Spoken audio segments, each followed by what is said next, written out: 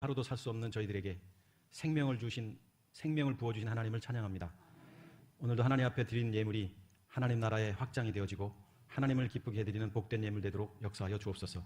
주가 되신 예수 그리스도 이름으로 감사하며 기도합니다. 아멘. 편히들 쉬었습니까? 네.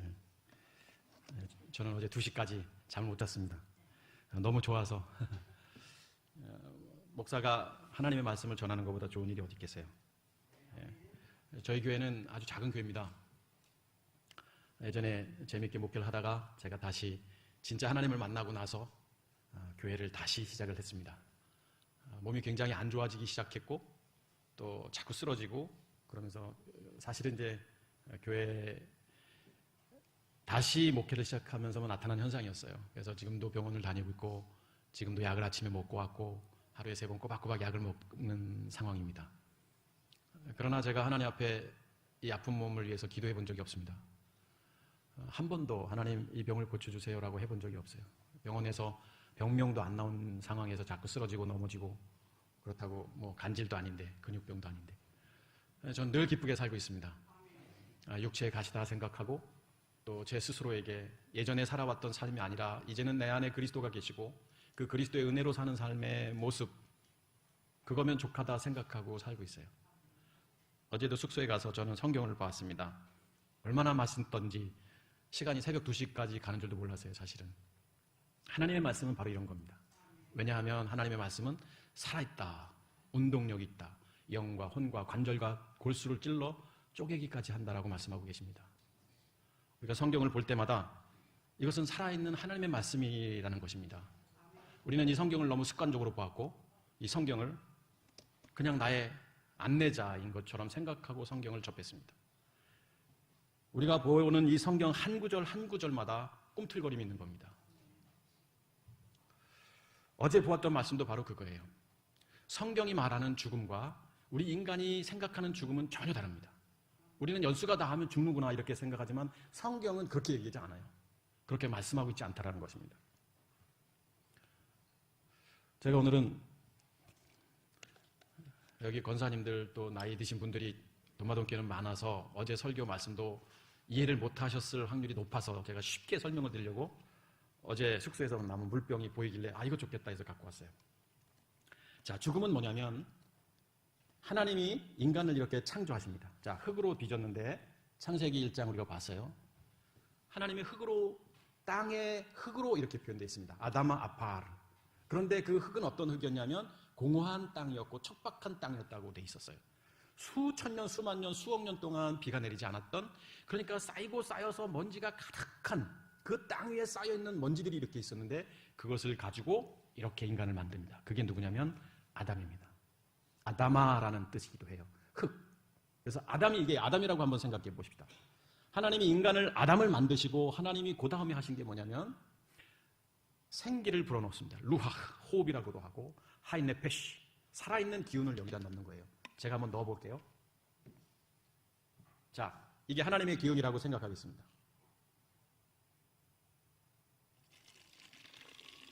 그 코에 생기를 불어넣으시니, 이렇게 만드실 때는 하나님이 어떻게 만드시냐면 우리의 형상을 따라, 첼렘이라는 단어입니다. 하나님이 인간을 만들 때 우리가 우리의 형상을 따라 우리의 모양대로 하나님이 인간을 만들자라고 앞서 1장에서 그런 계획을 하시고 이제 그대로 실현하신 거예요. 그러면 흙으로 지음받은 인간, 이 흙은 뭔가 불완전합니다. 지금 이것도 불완전해요. 칼로 툭 치면 아마 이거 찢어질 거예요. 그런데 여기에 하나님의 기운이 이렇게 들어갔습니다. 이거는 먹어도 됩니다. 깨끗해요. 제가 목마를 때 이거 먹는 거예요. 어디 갈 때도 이거 들고 가서 약 먹을 때도 먹고 반드시 필요한 거예요. 저하고 늘 함께 있는 거예요. 이게 최초의 인간이었어요. 그런데 이 인간이 사단과 접촉하게 됩니다. 그리고 그 사단이 이 인간을 유혹합니다. 맞는 말로 유혹하는 거예요. 어제 보았습니다만 동산 중앙에 있는 나무 열매를 먹으면 안 죽는다라고 이렇게 혼란스럽게 만듭니다. 그래서 그 하와가 그 나무 열매를 먹고 눈이 밝아지게 되고 벌거벗었다. 벌거벗은 게 뭐냐면 어제도 잠깐 언급했습니다만 육신의 정욕, 안목의 정욕, 이생의 자랑 속에서 살게 되는 존재가 되어버리는 겁니다. 보지 말아야 할 것을 봄으로 인한 결과가 뭐냐면 자기 가치관이요, 자기 중심적 사고요, 자기가 주인이 되는 겁니다. 이때만 해도 하나님이 주인이셨기 때문에 이 페트병의 주인은 이 안에 있는 내용물인 물이었었어요. 그런데 하나님의 영이 떠납니다.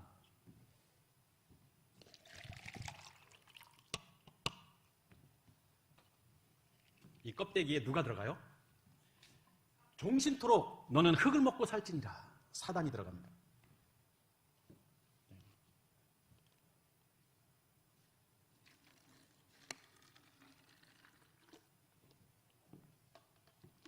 조금 전하고 달라요.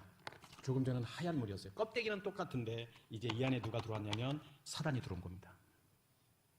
그래서 보는 대로, 느끼는 대로, 감정대로 살아가는 존재가 되어버립니다. 죄가 뭔지도 모르고 의가 뭔지도 모르고 살아가는 존재가 되는 거예요. 성경이 말하는 죽음은 뭐냐면 아까 하나님이 계셨던, 우리 안에 하나님의 기운이 계셨던 그 상태에서 하나님의 기운이 빠져나가고 사단이 들어온 것을 성경은 무트라고 말하는 겁니다. 죽음이라고 말하는 거예요. 그런데 우리는 이성적 개념 속에서의 죽음을 죽음으로 생각하니까 그게 두려워요. 나이가 들어가면 걱정됩니다. 질병이 생기면 걱정됩니다. 아유, 죽어야지 하면서도 두려워합니다. 죽음은 두려운 거예요. 그러나 진짜 그리스도인이라면 이 자체가 죽은 존재이기 때문에 우리는 두려운 게 아니라 다시 죽어야 된다면 그 죽음은 하나님의 선물이 될 수 있는 거예요. 자, 다시 성경이 말하는 죽음은 뭐냐면 요한복음 16장 어제도 같이 나누었습니다만 성령께서 오셔서 죄가 뭔지 의가 뭔지 심판이 뭔지에 대해서 증언하시는 이가 성령이라고 말씀했습니다. 성령은 능력을 주시고 병든 자를 고치시고 치료하시고 역사하시는 분이실 수도 있지만 성경에서 성령의 목적은 죄가 뭔지, 죄라 함은 너희가 나를 믿지 아니하며, 예수가 그리스도이심을 믿지 않는 거예요. 예수 그리스도가 하나님의 아들이심을 믿지 않는 거예요. 이게 죄인 거예요. 그걸 하마르티아라는 단어를 씁니다. 빗나가다. 우리가 윤리적이고 도덕적이고 잘못 살아가는 그 삶을 죄라고 말하는 게 아닙니다. 성경이 말하는 죄는 하나님의 뜻을 제대로 알지 못하는 것을 죄라고 말하는 거예요. 의라고 말하는 것은 성경에서 십자가의 죽음을 말하는 거예요. 내가 아버지께로 가며. 반드시 예수님은 십자가의 죽음이 있으셔야 됩니다. 그 십자가의 죽음도 이번 집회 때 계속 나눌 겁니다. 그리고 심판은 뭐냐면 그게 또 다른 죽음이에요. 자, 이 안에 사단이 있었어요. 태어난 존재 자체가 사단이에요. 너희는 너희 아비가 마귀다라고 성경은 말하고 있습니다. 태어나는 순간 우리는 마귀의 자녀예요. 그리고 이 사단이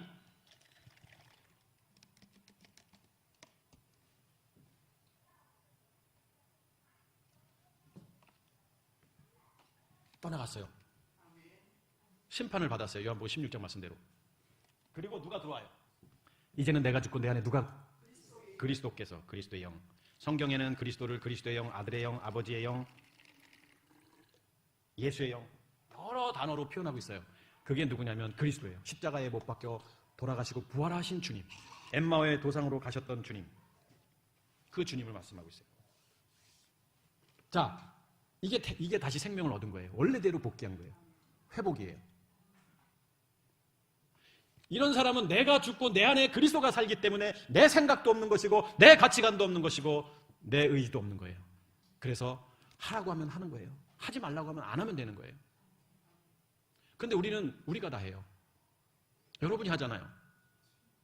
교회 섬기는 거요? 여러분이 해요. 열심히 섬겨요. 최선을 다해요. 누가 봐도 집사님 대단하다, 권사님 대단하다. 그런데 어느 날 되돌아서서 실망하고 무너지는 이유가 뭐예요? 자기가 해서 그런 거예요.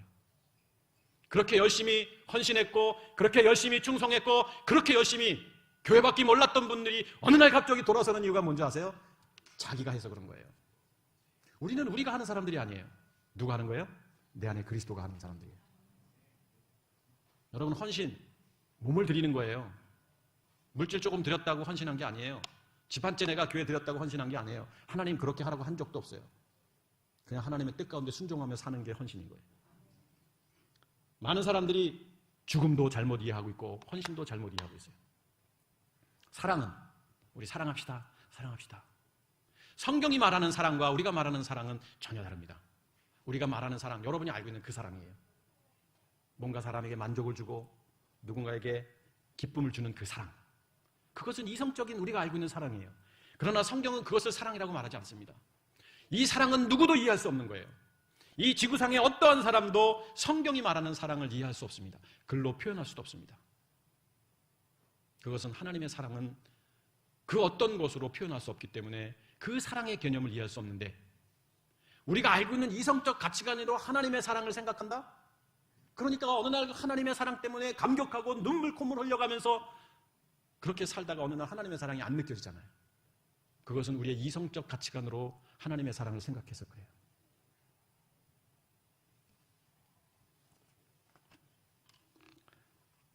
이 하나님의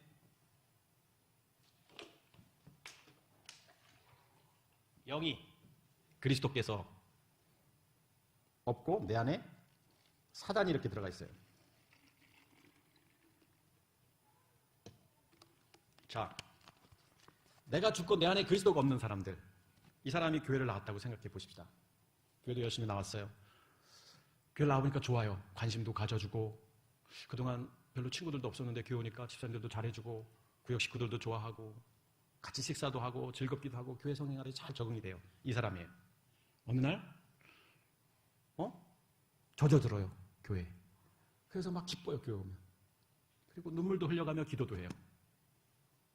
그리고 열심히 교회 청소도 하고 봉사도 하고 헌신도 해요. 그런데 이 사람이에요. 그 사람이 흘렸던 눈물, 이 사람이 행했던 행함들, 헌신들, 그것은 진짜가 아닙니다. 이 안에 사단이 있기 때문에 그런 거예요. 죄송하지만. 그래서 이 사람이 열심히 헌신했는데 어느 날 실망하고 교회를 안 나오기 시작하는 게도 그런 거예요. 진짜 거듭난 사람은, 내가 다시 태어난 사람들은, 내 안에 그리스도가 사는 사람들은 아까 이게 버려지고 내 안에 그리스도가 들어온 사람들인 거예요. 그 사람들은 어떤 고난이 와도 고난이 내게 유익함이니라 라고 말하시는 거예요. 어떤 힘든 문제가 와도, 심지어 죽을 것 같이 내게 힘들어도 감사할 수 있는 거예요.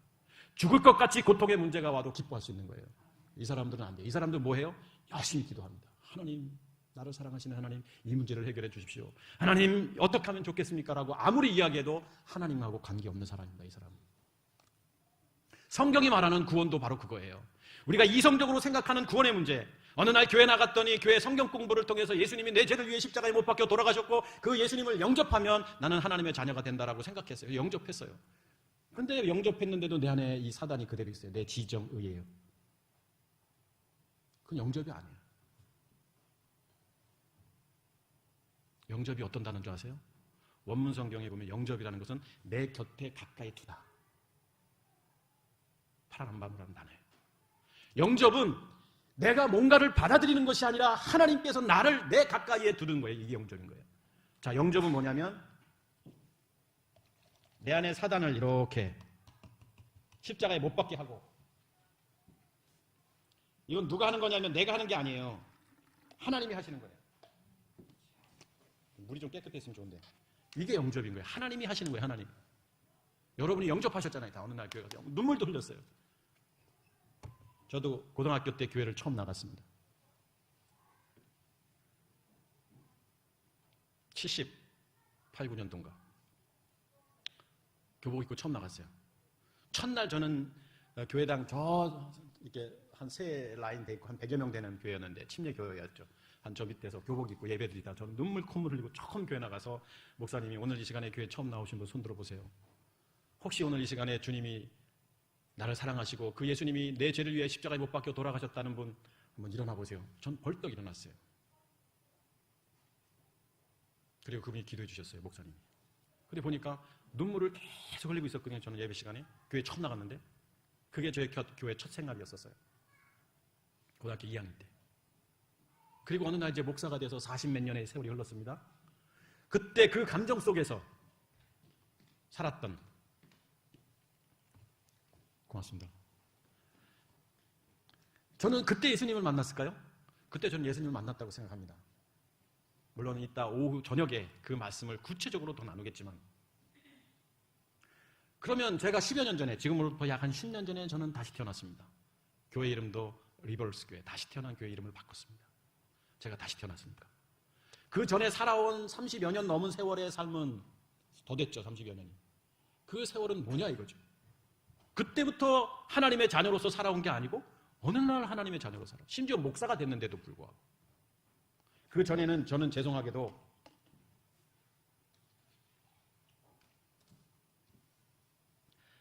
열심히 전도사 생활, 목사 안수받고 공부도 열심히 하고 감옥사와 같이 군대 장교도 가고 군생활도 열심히 해서 군대에서도 1등하고 군대에서도 너 군대 열심히 남아라, 장군 날아줄게 하는 거 뿌리치고 목사가 됐어요. 이런 상태로 목회했습니다. 저는 열심히 했어요. 인생 자체를 열심히 살았어요. 최선을 다했어요. 뭐 하나 하면 끝장을 봅니다. 이런 상태로. 그런데 어느 날 이게 아닌 걸 알게 됐어요. 그리고 성경이 다시 눈에 들어오기 시작했습니다. 그랬더니 내가 생각했던 하나님의 사랑, 내가 생각했던 헌신, 내가 생각했던 구원, 이게 그게 아니었었어요. 내가 생각했던 죄, 내가 생각했던 의, 내가 만났던 예수 그리스도, 그게 아니었었어요. 그걸 아는 순간 저는 너무너무 감격했습니다. 그게 청평에 있는 청평 금식기도원에서 20일 금식할 때였습니다. 뭔지 모르게 그때 성경이 보여지기 시작했고, 그리고 저는 다시 성경을 묵상하기 시작했습니다.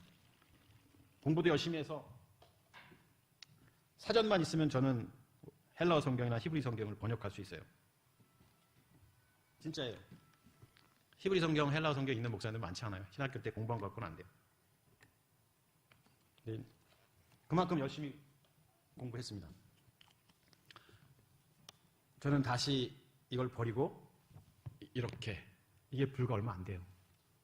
이렇게 바뀌고 났더니 성경은 당연히 예전과 다르게 보일 뿐더러 삶도 달라졌습니다. 세상을 바라보는 세계관도 달라졌고, 교회를 바라보는 가치관도 달라지기 시작했고, 정말 하나님의 자녀가 어떤 사람인지 보여주기 시작했어요. 이 땅에 많은 사람들이 자기가 하나님의 자녀라고 생각하고 신앙생활을 하지만 이 상태로 했던 거예요. 그래서 성경은 우리가 생각하는 것과 전혀 다릅니다. 어제 보았던 죽음의 정의도 다릅니다. 많은 사람들은 다 하나님의 뜻이라고 말해요. 교회 다니는 사람들은 다 하나님의 뜻이라고 말하지만 자기의 이성적 가치관을 가지고 하나님의 뜻이라고 꿰맞추면서 그렇게 살아갑니다. 되지도 않는 것 같고 우리 기도하자라고 씨름하면서 기도합니다. 됐어요? 그럼 제 병이 나야죠. 지금도 저는 아침에 약 먹고 왔는데 전 기도 안 했다고 그랬잖아요. 기도할 거리가 아니에요. 하나님이 부르시면 가면 되지. 오늘 부르시면 가면 되고, 연장시키셔서 100년 뒤에 오라고 하면 가면 되는 거고, 그게 무슨 관계가 있겠어요? 내가 오늘 하루를 하나님의 자녀로서 주님과 동행하며 살아가는 그 기쁨이 내게 있는데 아픈 게 뭐가 대수예요? 죄송하지만 저는 어제 저녁 침대에서 가슴 흉통 때문에 약을 먹었어요. 녹화가 돼서, 녹음이 돼서 저희 가족들도 보겠지만 또 걱정을 하겠지만 통증이 와서 혼자 있고 이러다가 큰일 나면 어떡하지? 그러면서 무슨 생각이 들었냐면 이러다가 혹시 주님 부르시면 집회는 어떡하지? 이 생각부터 나는 거예요. 웃기게 사람이 참. 그러면 감옥사가 대신 땜빵을 해야 되나? 이렇게 잠깐 하다가 그냥 잠들었어요. 여러분 다른 겁니다. 삶이 다른 거예요. 진짜 그리스도인은. 내 안에 그리스도가 사는데 다를 수밖에 없죠. 그런데 많은 사람들은 자기가 하나님인 거예요. 그래서 종교를 만듭니다. 기독교 내에서 자기만의 종교를 만들어요. 그리고 그것이 하나님의 뜻이라고 생각해요. 하나님이 원하신다고 생각해요. 하나님은 관심도 없습니다. 창세기 말씀을 한번 봤으면 좋겠어요. 창세기 11장.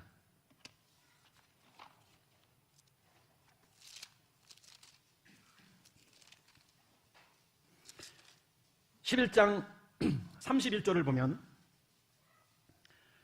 데라가 그 아들 아브라함과 하란의 아들인 그의 손자 롯과 그의 며느리 아브라함의 아내 사레를 데리고 갈대아인의 우르를 떠나 가나안 땅으로 가고자 하더니 하란에 이르러 거기 거류하였으며 데라는 나이가 205세가 되어 하란에서 죽었더라. 자, 우리 성경을 제대로 보십시다. 조금 피곤해도 잘 보십시오. 오늘 지금 가나안 땅으로 가는 어떤 한 가족이 있었는데 그 가족이 누구냐면 데라라는 사람이 있었습니다.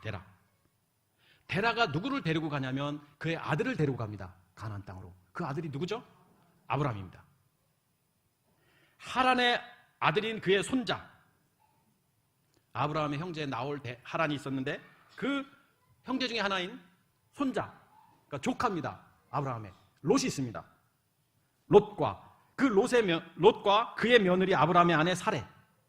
그러니까 오늘 성경에 지금 데라라는 사람이 있었는데 그 데라라는 사람이 가나안 땅으로 가는데 누구를 데리고 가냐면 자기의 아들 아브라함을 데리고 가고 며느리 사레를 데리고 가고 조카 롯을 데리고 가나안 땅으로 가고자 하더니 이렇게 되어 있습니다.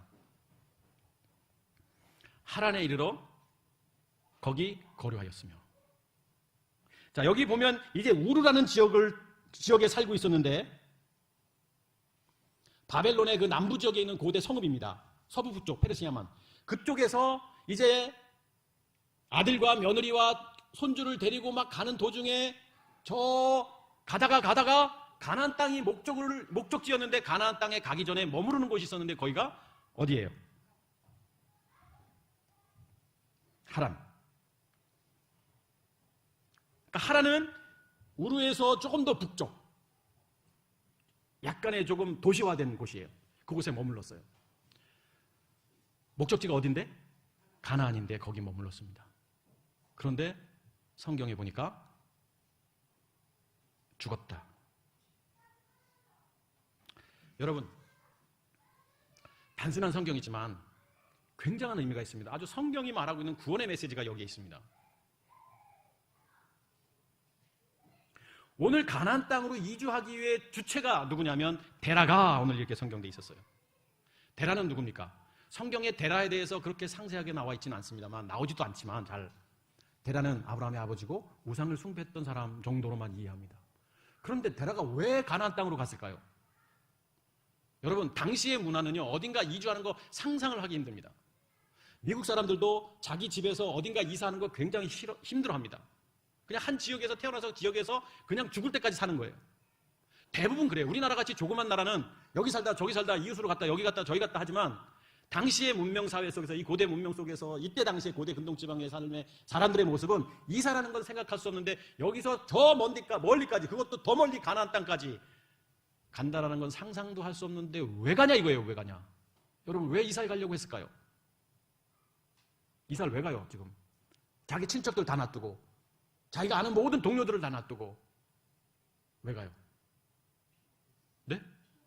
필요한 게 있어서. 네. 뭐가 필요했을까요? 쌀이 떨어졌나?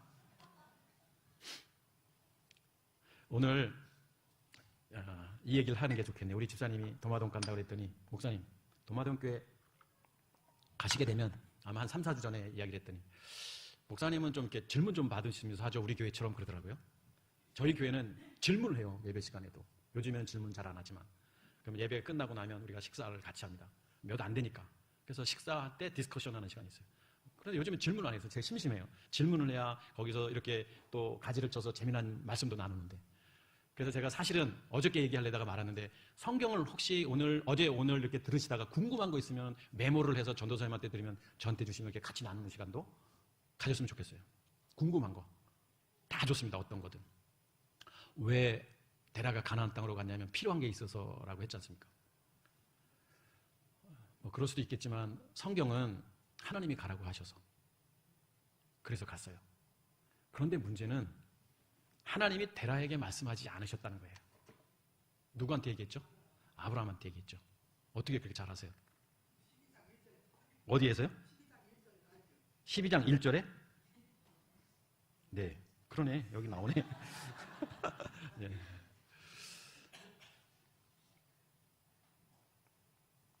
그런데 12장 1절 이제 읽으려고 했는데, 여호와께서 아브라함에게 이르시되 너는 너의 고향과 친척과 아비 집을 떠나 내가 내게 보여줄 땅으로 가라.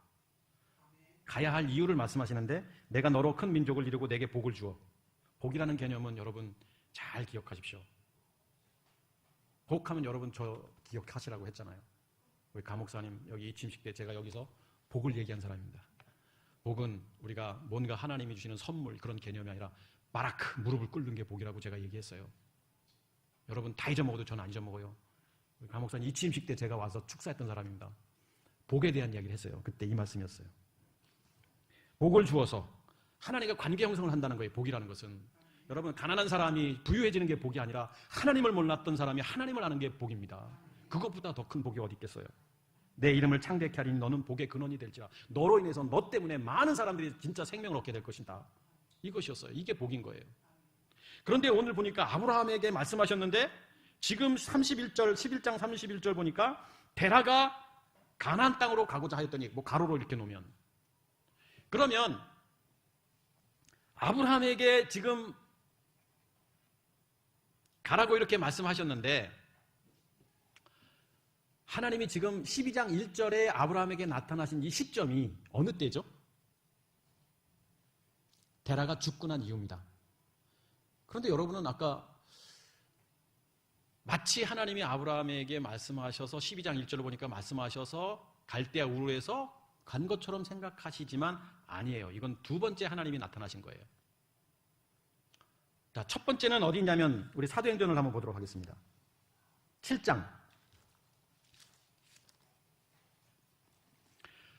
7장 1절에 보니까 197쪽에 보니까 7장 2절 스데반이 이르되 스데반 집사님이 말씀하십니다. 여러분 부형들이여 들으소서. 우리 조상 아브라함이 하란에 있기 전, 자 조금 전에 12장은 데라 아버지가 죽고 나서 하나님이 다시 나타나신 것이고 갈대아 우르에서 하나님이 아브라함에게 한 번 더 나타나시는 장면이 사도행전 7장에 설명되어 있는데 우리 조상 아브라함이 하란에 있기 전 메소포타미아에 있을 때에 영광의 하나님이 그에게 보여. 자, 하나님이 아브라함에게 나타나셨어요. 그래서 그에게 말씀하시기를 내 고향과 친척을 떠나 내가 내게 보일 땅으로 가라 하시니 아브라함에게 얘기하셨어요. 아브라함이 갈대아 사람의 땅을 떠나 하란에 거하다가 그의 아버지가 죽음에 하나님이 그를 거기서 너희 사는 이 땅으로 옮기셨느니라. 이렇게 성경이 기록되어 있어요. 그러니까 사도행전 7장을 보니까 하나님께서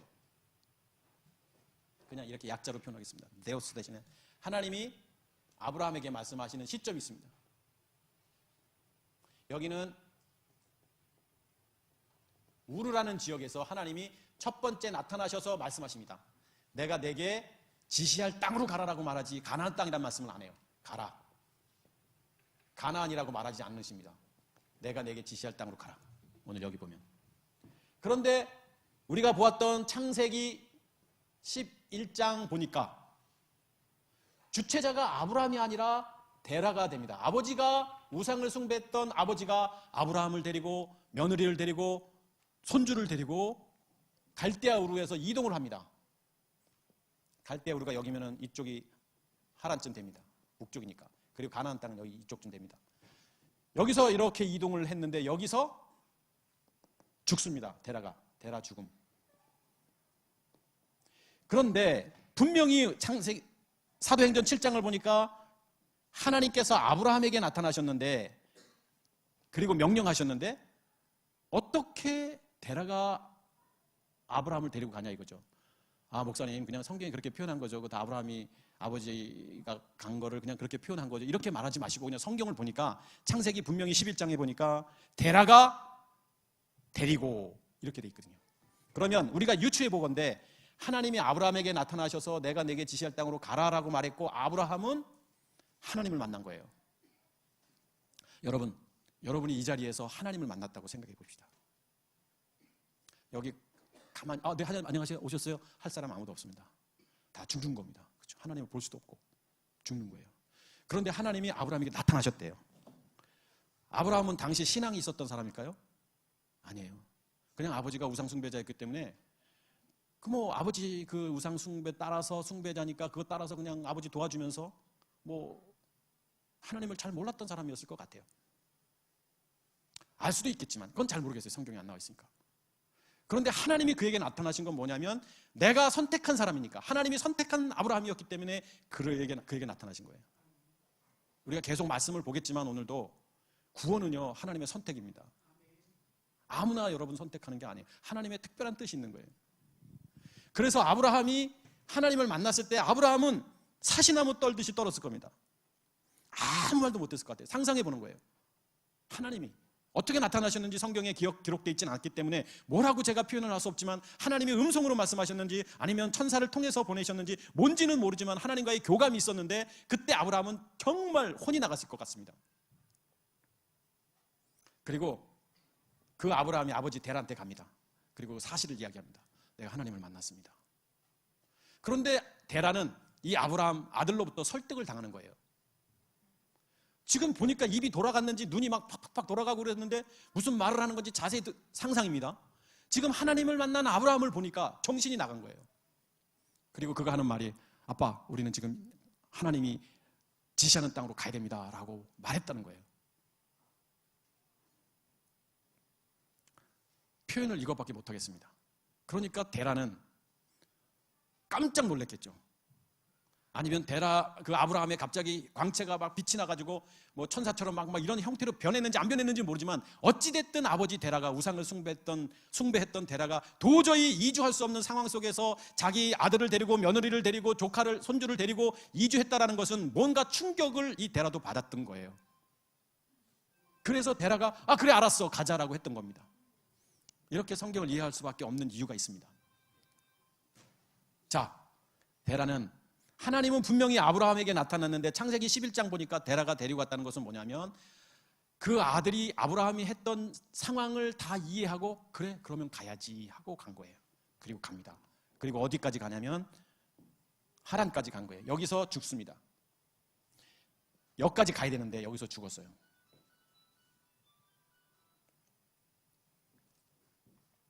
그리고 12장에 보니까 여호와께서 이 하란에서 두 번째 하나님은 아브라함에게 나타난 거예요. 여러분 아까 12장 가지고 하나님이 아브라함에게 나타나셨다고 말씀하셨는데, 이때는 두 번째인 거예요. 두 번째 나타나서 뭐라고 말씀하시냐면, 너의 고향 친척 아비집을 떠나 내가 내게 보여줄 땅으로 가라, 이렇게 얘기합니다. 자, 그러면 데라가 주체가 돼서 갔는데 여기서 스톱, 죽었고, 여기서 죽었고, 이거 굉장히 중요하고 기억하십시오. 그리고 아브라함이 일로 갑니다. 자, 여기가 하란과 아브라함이 가는 가나안 땅입니다. 누구도 성경을 그냥 생각 없이 읽습니다. 그런데 여기에 성경이 말하는 구원이 있는 거예요. 우리가 말하는 구원은, 예수님 영접하면 천국 가는 구원의 문제를 구원이라고 생각합니다. 성경에 예수 믿으면 천국 간다라고 이야기하고 있는 데가 사실은 없습니다. 영접하는 자고 그의 이름을 믿는 자, 뭐 이런 표현은 돼 있어도 예수님 영접하면 천국 간다라는 직접적인 표현은 없습니다.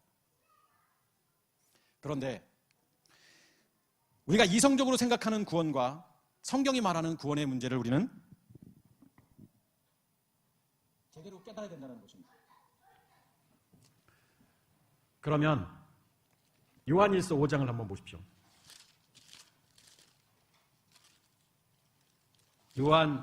요한복음부터 먼저 보겠습니다. 요한복음 20장.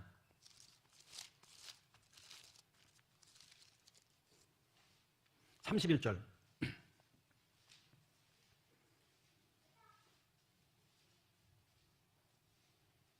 요한복음 20장 31절 보니까, 오직 이것을 기록하면 너희로 예수께서 하나님의 아들 그리스도이심을 믿게 하려 하며 또 너희로 믿고 그 이름을 힘입어 생명을 얻게 하려 하심이니라. 그러니까 생명을 얻는 방법에 대해서 성경이 기록하고 있는데, 어떻게 해야 생명을 얻는다고 되어 있어요? 예수께서 하나님의 아들 그리스도라는 것을 믿어야 생명을 얻는다고 말하고 있습니다. 예수님이 하나님의 아들 그리스도이심을 믿어야 생명을 얻는다. 이게 성경의 메시지입니다.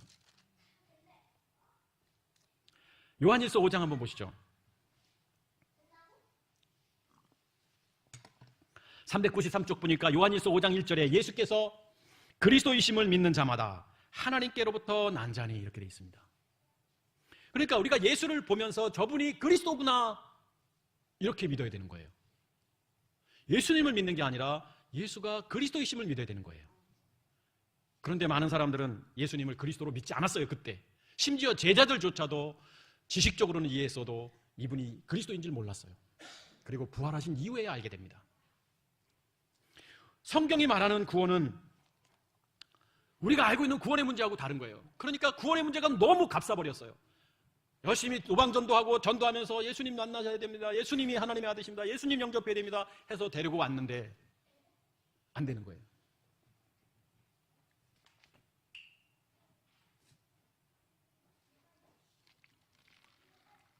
자,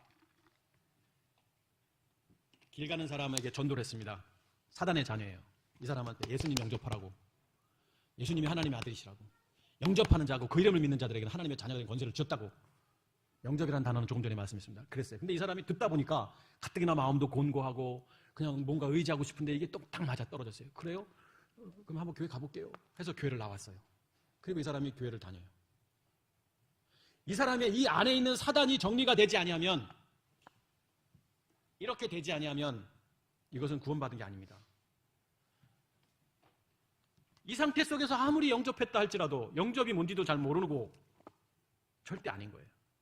성경이 말하는 죽음의 문제도 우리가 생각하는 것과 다르고, 사랑도 우리가 생각하는 것과 다르고, 성경이 말하는 헌신도 우리가 말하는 것과 다르고, 심지어 구원의 문제도 우리가 생각하고 있는 구원의 문제와 다르다라는 거예요. 사단이 멸함을 받아야지만 되는 거예요. 내 가치관, 내 자아, 내 의지, 나를 사로잡고 있던 사단이 떠나가지 않으면 절대 구원받지 않습니다. 하나님이 이것을 이 창세기 11장, 12장 사도행전을 통해서 보여주시는 거예요. 이 내용이 그거예요. 어떻게 연관이 되냐고요? 주일 오후까지 계속 듣다 보면 이제 그게 그거구나 알게 될 겁니다. 자, 로마서 8장으로 한번 넘어가 봅니다. 본문입니다. 8장 29절 보니까 28절부터 한번 보겠습니다. 우리가 알거니와 하나님을 사랑하는 자. 여러분 하나님 사랑하십니까? 이제는 막 자신 있게 아멘도 못하는 것 같아요. 하도 제가 뭐라고 겁을 줘서. 자, 하나님을 사랑한다. 하나님은 사랑도 어떤 게 사랑이냐? 내가 뭔가 최선을 다해서 섬기는 게 사랑인가? 아닙니다. 사랑은 그냥 내가 죽으면 되는 거예요. 할 게 없는 거예요, 우리는. 두 아들이 있었는데 하나들은 아버지 옆에 있었고 하나들은 허랑방탕하고 나에게 분깃을 주십시오. 아버지가 죽었다고 생각할 때니까 죽으면 나눠줄 재산을 미리 남겨주십시오 하고 그 돈을 가지고 나가서 허랑방탕한 둘째 아들이 있었습니다. 작은 아들이. 창기와 놀아나고 그러다가 그가 깨닫게 됩니다. 쥐엄나무 열매를 먹으면서 진짜는 아버지구나. 내가 아버지 품으로 가야겠구나. 메타노예요. 돌이킵니다. 회개합니다. 그리고 너무너무 미안하니까 아버지한테 가서 말하기를 아버지 저 왔어요 미안해요 라고 말하지 않고 아버지 저를 노예로 종으로 써주십시오 라고 말합니다. 맨발로 뛰어나온 그 아버지가 그 아들을 품에 안고 하는 말이 너 무슨 소리야. 너는 처음부터 지금까지 내 아들이야. 우리가 사랑요? 하나님을 사랑한다고요? 여러분이 어떤 행동을 가지고 하나님의 사랑을 표현하겠습니까? 하나님 사랑한다고 여러분이 한 행동이 있습니까? 사랑은 그런 게 아닌 거예요. 그냥 아버지가 하라는 대로 네 하면 되는 거예요. 하지 말라는 거 안 하면 되는 거예요. 그게 사랑이지. 뭐가 사랑이겠어요? 하나님을 사랑하는 자, 곧 그러면서 연결시켜주는데 뭐라고 연결시키냐면 그의 뜻대로 부르심을 입은 자들에게는. 자, 하나님을 사랑하는 자는 곧 그의 뜻대로, 하나님의 뜻대로 부르심을 입은 자. 그러니까 뭔가 어떤 행동을 취하는 게 아니라 하나님이 부르신 자가 있는데 그 사람은 하나님을 사랑하는 자요, 그 사람은 하나님이 사랑하는 자인 거예요. 하나님이 선택한 사람은 아무것도 안 해도 하나님이 사랑하는 것이고 그냥 보기만 해도 그 아들은 너무 이쁜 거예요. 그는 아무것도 할 게 없는 거예요. 하나님의 만족감인 거예요. 그 자체로만이. 선택받은 하나님의 자녀는 하나님이 볼 때마다 아무것도 안 해도 이쁜 거예요. 금가락지를 끼워주는 거예요. 아무것도 안 했는데도. 이게 사랑 표현이에요. 모든 것이 합력하여 선을 이룬다. 모든 것이 합력하여 선을 이룬다라는 건 뭐냐면 모든 것이 선을 위해서 함께 역사한다 이렇게 하는 거예요. 원문을 제가 직역한 거예요. 헬라 원문 성경을.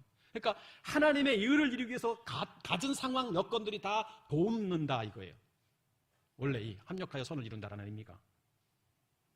만물도 모든 일도 하나님이 추구하고자 하는 목표를 향해서 돕는다 이거예요.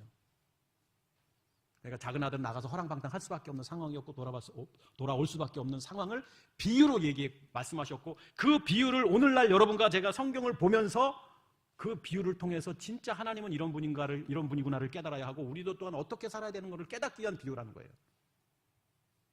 그걸 가지고 이렇게 살면 안 되고 이렇게 살아야 됩니다, 이렇게 말하면 안 되는 거예요. 자, 29절. 하나님이 미리 아신 자들을, 여기 미리 아신 자가 뭐죠? 미리 아신 자, 미리 아신 자라고 돼 있고, 또 그 밑에 보니까 또한 그 아들의 형상을 본받기 위하여 미리 정하셨으니, 같은 단어예요. 미리 아신 자, 미리 정하셨으니. 또 밑에 보니까 30절에 미리 정하신 그들을, 다 같은 단어예요. 미리 정하셨다. 미리 정하셨다. 프로기노스코라는 단어예요. 원문 성경에 보면 프로기노스코. 무슨 의미냐면, 프로기노스코는 프로, 그 다음에 합성어예요. 프로라는 단어와 기노스코는 우리가 알다 뭐 그런 거거든요. 뭐뭐이 알다 이런 단어예요. 그러니까 이 단어는 어떤 단어냐면 미리 알다, 예지하다 이거예요. 미래를 보다 이런 의미예요. 그러니까 하나님이 미래를 보시고 이미 선택하시는 거예요. 미래를 보시고. 그리고 그 선택한 그들을 그 아들의 형상을 본받게 하기 위해서 이렇게 선택을 해서, 아들의 형상. 아들은 누구예요? 하나님의 아들 예수 그리스도를 말하죠. 이제 그리스도. 그들의 형상을 본받게 하기 위하여. 자, 형상. 창세기 1장 한번 다시 한번 넘어가 봅니다. 어제 잠깐 언급했던 1장 26절 보면, 하나님이 인간을 창조하실 때에 26절에 보니까, 창세기 1장 26절 보니까 하나님이 이르시되 우리의 형상을 따라 우리의 모양대로, 이렇게 되어 있습니다. 우리의 형상, 첼렘이라는 단어예요. 헬라어 성경 아까 다시 보면 로마서 8장에서 이 단어는 에이콘이라는 단어예요. 첼렘, 에이콘, 히브리어고 헬라어고, 구약 성경에서는 첼렘이라는 단어고 신약 성경에서는 에이콘이라는 단어인데, 이게 뭐냐면 그림자라는 거예요. 그림자. 하나님께서 말씀하시길 뭐 그림자대로, 뭐 영어는 피규어겠죠. 우리의 모양대로, 나무트, 담는 것, 테무트 말고 나무트라는 단어예요. 모양대로 우리가 사람을 만들고, 이렇게 되어 있습니다. 이때 형상이라는 단어가 있었어요. 자, 형상이 뭐냐, 형상. 형상을 이해하기 위해서는 고린도후서 4장 4절을 한번 넘어가 봐야 됩니다. 고린도후서 4장 4절 한번 보시죠.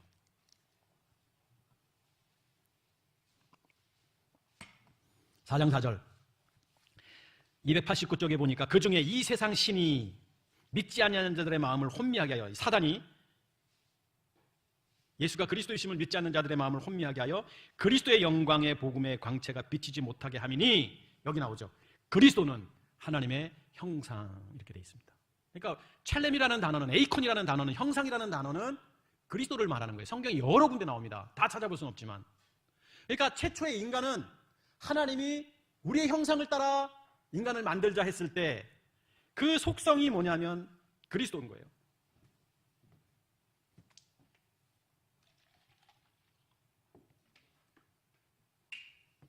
아주 적절한 예를 다시. 자, 흙으로 사람을 만들고 여기 하나님의 기운을 붓는다 그랬잖아요. 그 코에 생기를 넣는다 그랬어요. 하이 네페시. 하나님의 기운을 불어넣을 때, 이때 불어넣었던 게 뭐냐 이거죠. 이게 하나님의 형상이에요. 우리가 우리의 형상을 따라 사람을 만들고, 그 형상은 그리스도입니다. 그리스도를 그래서 하나님의 영이라고 표현하고 있고, 아들의 영이라고 표현하고 있고, 성경에 그리스도라고 표현하고 있고, 그리스도의 영이라고 표현하고 있는 거예요. 그러니까 바울 사도도 내가 죽고 내 안에 그리스도가 산다라고 표현하고 있는 거예요. 그러니까 최초의 지음받은 아담에게 있어서는 사단이 아니라 이 안에 그리스도가 있었던 거예요. 여러분, 이걸 이해해야 돼요.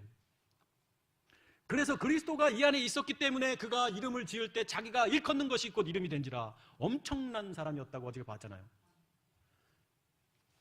아담이 똑똑한 게 아니라 그 안에 그리스도, 하나님의 형상, 하나님의 아들이신 그 아들의 영이 이 안에 있는 거예요. 이 형상을 그리스도라고, 오늘 형상이 그리스도라고 표현하고 있는 겁니다. 그러니까 구원은 내가 죽고 내 안에 그리스도가 사는 거예요. 죽어야 돼요. 다시. 그리고 다시 태어나야 되는 거예요. 이 안에 하나님의 형상인 그리스도가 우리 안에 다시 들어오지 않으면 구원이라고 말할 수 없는 거예요. 자, 미리 아신 자들을 또한, 그러니까 미리 아셨다 정하신 자들, 미래를 보고 그 아들의 형상 그리스도를 본받게 하기 위하여 미리 정하셨으니, 미래를 보고 이렇게 계획하셨으니, 이는 오늘 본문 로마서 8장 29절 있는 겁니다. 이는 그로 말미암아 그로 많은 형제 중에 맏아들이 되게 하려니라. 자, 이렇게 지금 형상을 따라 이렇게 만들어서 미리 예견하시는 이유가 뭐냐면 맏아들이 되게 하리라. 맏아들이 뭐예요? 누구예요? 맏아들. 프로토토코스라는 단어입니다. 골로새서 1장. 성경을 좀 많이 찾아 죄송합니다. 골로새서 에필골 1장. 제가 골로새서는 굉장히 중요시 여기는 성경이고 다 보고 1장부터 마지막 장까지 봐야게 굉장히 깊은 의미가 있는데 15절만 봅니다. 그는 보이지 아니하는 하나님의 형상이시오. 이거 앞에부터 쭉 보면 무슨 얘기하는 거냐면 그리스도에 대한 이야기를 하는 거예요. 그리스도에 대한 이야기를. 자, 시간이 없으니까 14절 봅니다. 자, 그 아들 그리스도 안에서 우리가 속량 구원받았다는 거죠. 구원받고 죄사함을 얻었다. 아들만이 우리를 죄사하는 거예요. 우리 사단이 멸함을 받는 거예요. 자, 그는 보이지 아니하는 하나님의 형상이시요. 여기 그 하나님의 형상은 그리스도다. 아까 얘기했잖아요. 그리스도는 보이지 아니하는 하나님의 형상이시요 모든 피조물보다 먼저 나신 이시니, 여기 먼저 나신이라는 단어가 조금 전에 보았던 프로토토코스라는 단어예요. 맏아들이라는 거예요. 그러니까 그리스도가 맏아들이고 그리스도를 모신 자가 맏아들이 되는 거예요. 영적인 거예요. 영적인 거. 골로새서는 좀 다 보고 싶은데 아쉽습니다. 다시 본문으로 돌아갑니다. 맏아들이 되게 하려 하심이니라.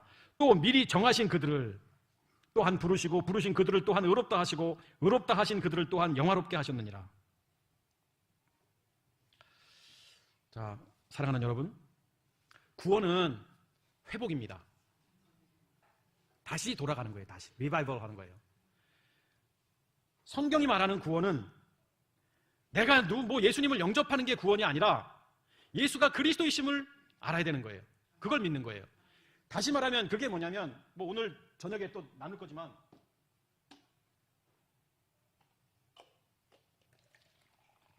절대 여러분 안 잊어버리실 거겠죠. 이제 죽을 때까지 맨날 목사님 와가지고 저 시커먼 뭐를 자꾸 부었다 흰물 부었다. 이거 커피입니다. 커피.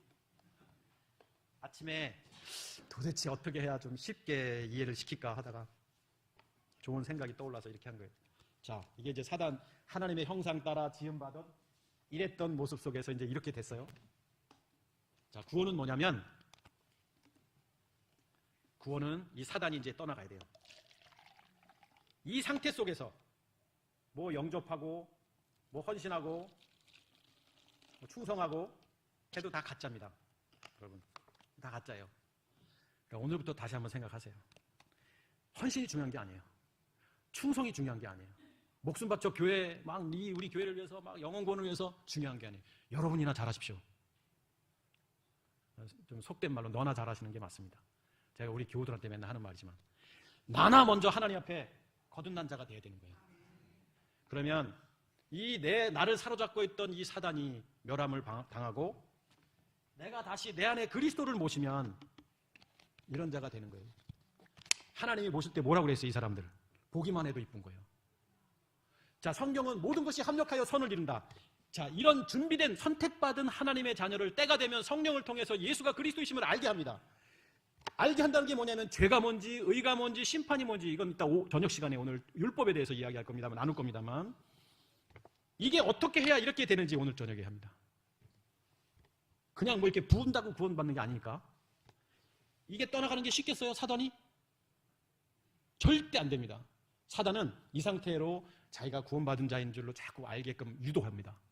야, 너 그 정도면 됐어. 너 이 정도면 충성하고 헌신하면 하나님의 천국 갈 거야. 이렇게 어저께 사단이 유혹했던 것처럼 무트 테무트 로 낫 이렇게 사단이 이게 마치 그래서 죽을 때까지 이러다가 자기는 하나님의 자녀인 줄 알고 이렇게 하다가 땅에 묻혀요. 이거 얼마나 억울해요. 그런데 어느 날 성경이 그게 아니야. 얘는 이렇게 돼야 돼라고 말합니다. 이렇게 되면 이미 다시 태어났잖아요. 죽고 다시 태어났잖아요. 그러면 이 사람은 오늘 죽어도 행복하고 뭔 일이 있어도 상관없는 거예요. 우리 교우들 지금 마태복음 계속 강의하면서 26장까지 나왔는데 최근에 24장, 25장 감난사강을 통해서 종말에 대한 설교를 지금 나누고 있는데 종말이 뭐냐면 이게 종말이에요. 이게 이렇게 되는 게 종말인 거예요. 지구가 멸망하는 게 종말이 아니에요. 요한계시록의 종말이요? 이게 종말이지 뭐 이 지구가 멸망되는 게 무슨 관계가 있어요, 여러분. 2000년 전에 종말 얘기했는데 아직까지도 그러고 있는데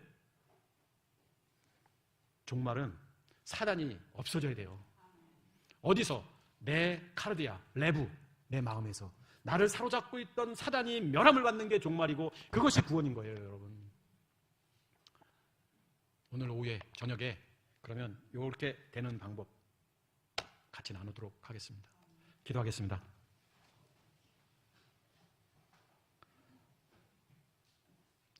하나님 아버지, 이 땅의 수많은 사람들 가운데 선택해서 하나님의 자녀가 되고 하나님의 자녀로서 이 땅에서 당당하게 살 수 있다는 것보다 더 행복한 일이 어디 있겠습니까? 그러나 많은 사람들은 마치 자기가 하나님의 자녀인 것처럼 생각하면서도 세상에 대하여 당당하지 못하고 초라하고 연약한 모습 속에 살아가는 사람들의 모습을 보면서 다시 한번 나 자신을 돌아보고 내가 죽고 내 안에 그리스도가 산다는 것이 무엇인가를 느끼고 깨달을 수 있는 그런 복된 말씀을 주신 하나님을 찬양합니다. 이제는 나를 사로잡고 있던 사단이 멸함을 당하고 이제는 내가 죽고 내 안에 그리스도께서 다시 사신 것이라는 그 믿음의 고백이 우리 모두의 고백이 될 수 있도록 역사하여 주옵소서. 주가 되신 예수 그리스도 이름으로 감사하며 기도합니다. 아멘.